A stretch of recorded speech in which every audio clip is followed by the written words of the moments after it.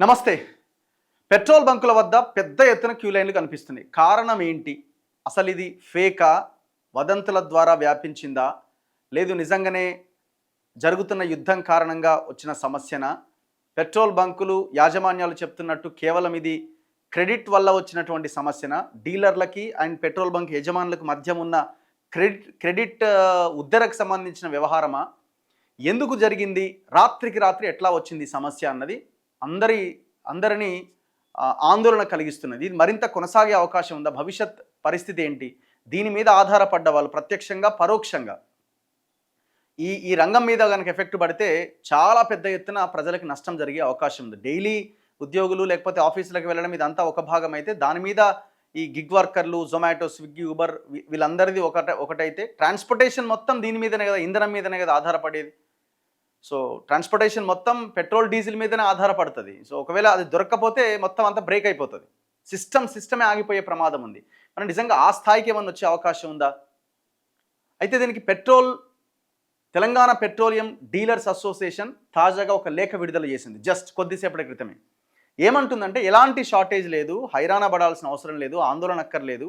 గతంలో ఎట్లాగైతే నార్మల్గా మాకు పెట్రోలియం ఉత్పత్తులు వచ్చినాయో, పెట్రోల్ వచ్చిందో, మేము యాజ్ ఇట్ ఈస్గా ఆయా బంకులు బుక్ చేసుకున్న దాని విధంగా మేము వాళ్ళకి అందిస్తూ ఉన్నాము. ఎక్కడ కూడా ఎలాంటి షార్టేజ్ లేదని వాళ్ళ ఒక లెటర్ ద్వారా రిలీజ్ చేశారు. ఎవరిది?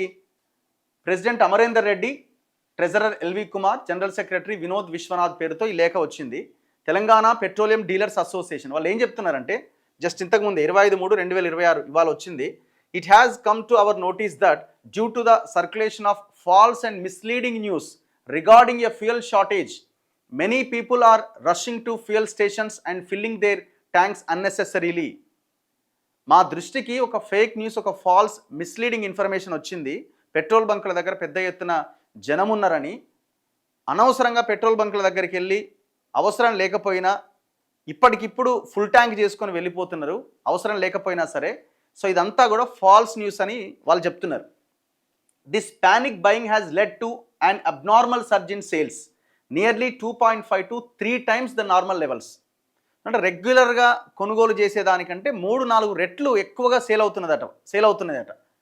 So resulting in temporary stock exhaustion at several retail outlets across the country అట. సో దీనివల్ల ఏమవుతుందంటే, ఉన్న స్టాక్ అంతా అయిపోతుంది అనమాట. మొత్తం అందరూ ఫుల్ ట్యాంక్ చేసుకుంటే అసలు అవసరం ఉన్న వాళ్ళకి దొరకని పరిస్థితి ఏర్పడే అవకాశం ఉంది, షార్టేజ్ వచ్చే అవకాశం ఉంది అన్నది వాళ్ళు ఆందోళన వ్యక్తం చేస్తున్నారు.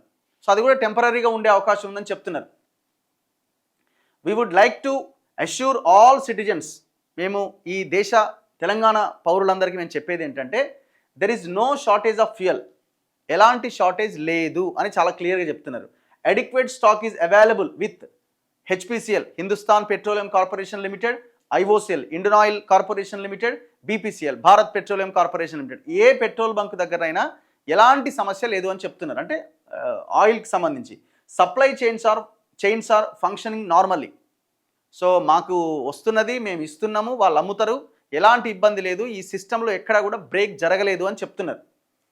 ఇంపార్టెంట్ సేఫ్టీ నోటీస్ ఇంకొకటి చెప్తున్నారు.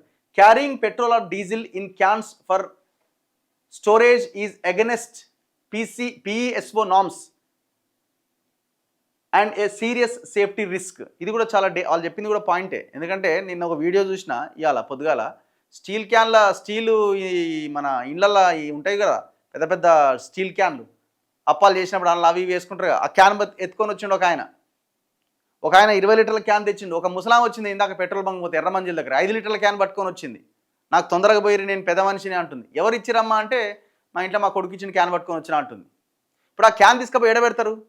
నీ ట్యాంకులో ఆల్రెడీ పెట్రోల్ ఉంది, ఆ క్యాన్ తీసుకుపోయి ఇంట్లో పెడతారు. ఏదైనా జరగరాని ప్రమాదం జరిగితే ఎట్లా? అది చాలా రిస్క్ కదా, పెట్రోల్ కదా అది, ఇంట్లో పిల్లలు ఉంటారు కదా. సో అందుకే అది చాలా డేంజరస్ సిచ్యువేషన్, ఎదుర్కొనే ప్రమాదం ఉందని చెప్తున్నారు. Improper storage of fuel can lead to hazardous situations including fire accidents జరిగే అవకాశం ఉంది. This is not a safe or approved method of storing fuel. అసలు యాక్చువల్గా మరి మీరు ఎందుకు పెట్రోల్ బంకులు కూడా పోయొద్దు కదా, క్యాన్లలో ఎట్లా పోస్తారు? క్యాన్లలో, వాటర్ బాటిల్స్లలో ఇట్లా పెట్రోల్ పోయడమే కరెక్ట్ కాదు. సరే ఎక్కడైనా బండి ఆగిపోయింది, సడన్గా పెట్రోల్ అయిపోయింది అంటే దానికి ఒక అర్థం ఉన్నది. అసలు మీరు పోయడమే తప్పు కదా, ఎట్లా పోస్తున్నారు? We request everyone to act responsibly, అంటే మీరు కొంత బాధ్యతతో వ్యవహరించండి అని ప్రజలకు అప్పీల్ చేస్తున్నది. ఎవరు? Telangana petroleum dealers association. Avoid panic buying, ఆగమాగమై అక్కడ పెట్రోల్ కొనడానికి ప్రయత్నం చేయకండి. Do not store fuel in unauthorised containers, so కంటైనర్స్లో, బాటిల్స్లో కానీ క్యాన్స్లో కానీ మీరు స్టోర్ చేసి పెట్టుకోకండి. Purchase fuel only as per your regular needs కోసం మాత్రమే ఎంత అవసరం ఉందో గంతనే కొట్టుకోండి అని చెప్తున్నారు. Let's work together to prevent inconvenience and ensure safety for all. Do not believe or spread fake news. Stay informed, stay responsible. Marri Amarender Reddy president పేరుతో ఈ లెటర్ బయటకు వచ్చింది. వాళ్ళు చాలా క్లియర్గా చెప్తున్నారు, ఎలాంటి ప్రాబ్లం లేదు. నేను కూడా ఇక్కడ ఒక పెట్రోల్ బంక్ దగ్గరికి వెళ్తే ఆ ట్యాంకర్ అతనితో నేను మాట్లాడించిన. వాళ్ళు ఏమంటున్నారంటే అసలు ప్రాబ్లమే లేదు సార్, ఇది సమస్య లేదు, అసలు ఎట్లా క్రియేట్ అయిందో ఏమో అని అంటున్నారు.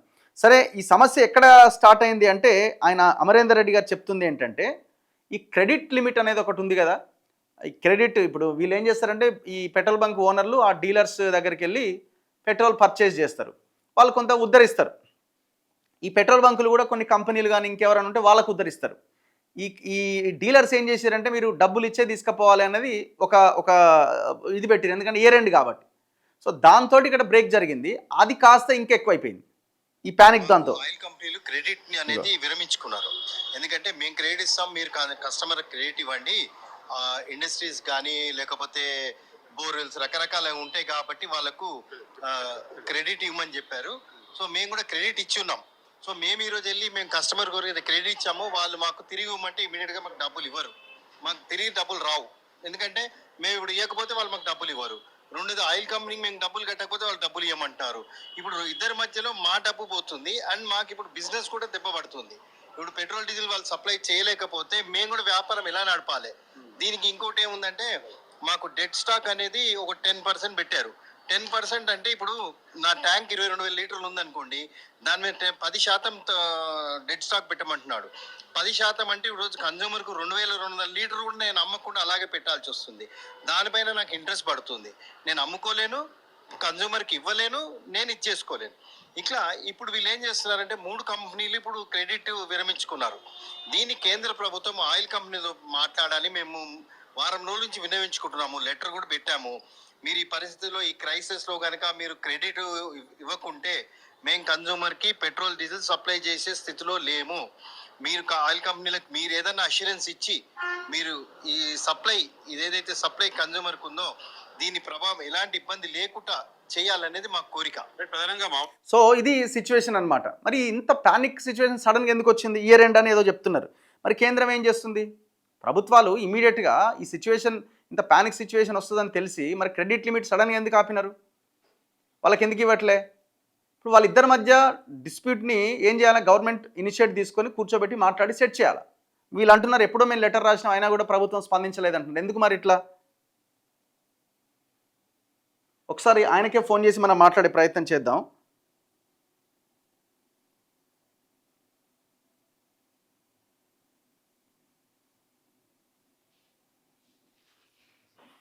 The number you have dialed is currently busy. Busy వస్తుంది. Please try later. మీరు డయల్ చేస్తున్న నంబర్ ప్రస్తుతం బిజీగా ఉంది. దయచేసి కొంత సమయం తర్వాత మళ్ళీ ప్రయత్నించండి. ఆకే ద్వారా డయల్ కి the person you have called is hello, Amarender Reddy గారు అండి? యా, నేను జర్నలిస్ట్ రఘు మాట్లాడుతున్నాండి, మన తొలి వెలుగు అనే ఛానల్ నుంచి. మన తొలి వెలుగు అని ఒక ఛానల్ ఉందండి మనది. రఘు నా పేరు, నేను జర్నలిస్ట్ రఘు. యా ఒక చిన్న ఫోన్ ఇన్ కోసం మీకు కాల్ చేశాను సార్. ఇప్పుడు ఈ షార్టేజ్ కి రీజన్ ఏంటి సార్? మేము కూడా దీన్ని ఒక 2 minutes చెప్పండి. లైవ్ లో ఉన్నారు మీరు? Just 2 minutes. యా, ఈ షార్టేజ్ కి కారణం ఏంటి సార్? ఇప్పుడు ఈ పెట్రోల్ బంక్ల దగ్గర ఈ జనం ఏంటి, ఎందుకు ఈ సిచ్యువేషన్ వచ్చింది? మీరేమో ఒక లెటర్ రిలీజ్ చేసినట్టున్నారు ఎలాంటి ఇబ్బంది లేదని. సో మీరు ఏం సూచిస్తున్నారు? ఈ షార్టేజ్ కి రీజన్ ఏంటి ఫస్ట్ అసలు? ఇప్పుడు షార్టేజ్ రీజన్ ఏంటంటే ఇప్పుడు మా ఆయిల్ కంపెనీలు మాకు పెట్రోల్ డీజిల్ సప్లై చేయట్లేదు. అది మెయిన్ రీజన్. గతంలో ఏంటంటే క్రెడిట్ ఫెసిలిటీ అవన్నీ ఉండే, ఇప్పుడు నగదు కట్టేసాము, అడ్వాన్స్ పేమెంట్ కూడా చేసేసాము. ఇప్పుడు మా జిల్లాల నుంచి కూడా మాకు మెసేజ్లు వస్తున్నాయి, మేము అడ్వాన్స్ పేమెంట్ చేసినా కూడా మాకు ఇంకా పెట్రోల్ డీజిల్ పంపట్లేదు. సో ఇది ఆయిల్ కంపెనీల నుంచి వస్తే గానీ మేము సప్లై చేయలేము. ఎందుకంటే కన్స్యూమర్స్ కి మేము ఇవ్వాలి కదా, అవును. ప్రోడక్ట్ ఉంటే ఇవ్వడానికి సిద్ధంగా ఉన్నాం. ఓకే.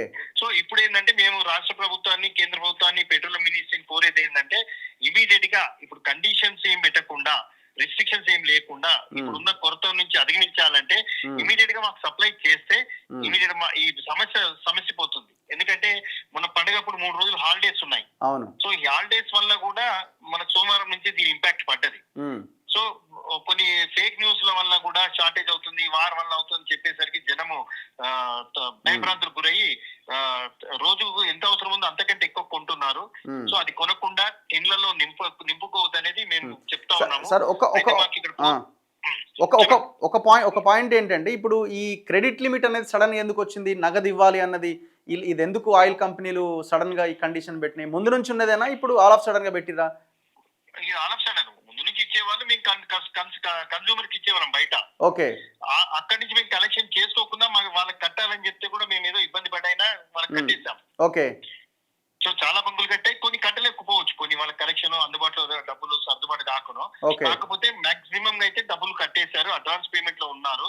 సో ఆయిల్ కంపెనీలు ఇప్పుడు గవర్నమెంట్, స్టేట్ గవర్నమెంట్ ఆయిల్ కంపెనీతో మీటింగ్ చేసి ఇమీడియట్ గా మాకు పెట్రోల్ డీజిల్ సప్లై చేస్తే ఈ షార్టేజ్ అనేది తొలగిపోతుంది. అంటే ఇప్పుడు క్రెడిట్ ఎక్కువ ఉంటే సరే ఆపిర్రు అంటే ఒక అర్థం ఉంది, అంత ఎక్కువ క్రెడిట్ ఉండడం వల్ల ఆపిర్రా, లేకపోతే ఇప్పుడు ఏదో ఇయర్ ఎండ్ అని అంటున్నారు? అడ్వాన్స్ పేమెంట్ అవుతుంది కదా, మేము అడ్వాన్స్ పేమెంట్ చేస్తున్నాం. మరి అడ్వాన్స్ పేమెంట్ చేసినా రావట్లేదంటే అసలు అక్కడ వాళ్ళకి ఏమైనా ఇబ్బంది ఉందా? చైన్ సిస్టమ్ అయినా బ్రేక్ అయిందా? ఇక అది మేము చెప్పలేము అది. ఓకే. ఓకే సార్, మీరు ఎక్కడ ఉన్నారు సార్? నేను Bowenpally. Right. Thank you. So ఇది ఆయన చెప్తున్నటువంటి మాట. ఆయిల్ కంపెనీలు మాకు సప్లై చేయట్లేదు అంటున్నది. కారణం ఏంటంటే మీరు నగదు చెల్లిస్తే సప్లై చేస్తామని చెప్పారు అంటున్నారు. మేము అడ్వాన్స్ కూడా పేమెంట్ చేసినాం, అయినా కూడా రావట్లేదు అంటున్నారు. మరి ఇప్పుడు ఆయన మాటలను బట్టి ఎట్లా అర్థం చేసుకోవాలి? సో సిచ్యువేషన్ అయితే కొంత ప్రాబ్లం ఉంది అన్నది మరి ఆయన మాటల ద్వారా అర్థమవుతున్నది. వీళ్ళేమో ఎలాంటి ప్యానిక్ అవసరం లేదని ఒకవైపున లెటర్ రిలీజ్ చేసినారు. గవర్నమెంట్ ఇనిషియేటివ్ తీసుకోవాలి ఇమీడియట్గా. కేంద్ర రాష్ట్ర ప్రభుత్వాలు బాధ్యతతో తక్షణమే ఆయిల్ కంపెనీలకి, పెట్రోల్ బంక్ యజమానుల అసోసియేషన్ మధ్య మీటింగ్ ఏర్పాటు చేస్తే సమస్య పరిష్కారం అవుతుంది. పరిష్కారం కాదంటే ఏముంటుంది? లేదు, క్లారిటీ ఇవ్వండి. అవును, యుద్ధం కారణంగా కొంత ఇబ్బందులు ఎదురవుతున్నాయని కారణమైన చెప్పండి. ఆ కారణం ఏమున్నది? ఆ కారణం లేదని ఒక వైపున చెప్తున్నారు. కావలసిన నిల్వలు ఉన్నాయండి. మరి నిల్వలు ఉన్న తర్వాత ఎందుకు సప్లై చేస్తలేరు? సో దీనికి బ్రేక్ పడాల్సిన అవసరం ఉంది. చాలా పెద్ద ఇష్యూగా మారే కంటే ముందే దీనికి ప్రభుత్వం ఇనిషియేటివ్ తీసుకొని దీని మీద చర్చలు జరిపి, సో కేవలం మీడియా ప్రకటనలకు పరిమితం కాకుండా ఇప్పుడు ఈ ఆయిల్ డీలర్స్ అసోసియేషన్ ఎవరైతే వీళ్ళు ఉన్నారో వీళ్ళు అండ్ పెట్రోల్ కంపెనీలకు మధ్య ఇమీడియట్గా మీరు చర్చలు జరిపించి సమస్యని పరిష్కారం దిశగా కృషి చేయాల్సిన అవసరం ఉన్నది. చూస్తూనే ఉండండి మన తొలి వెలుగు.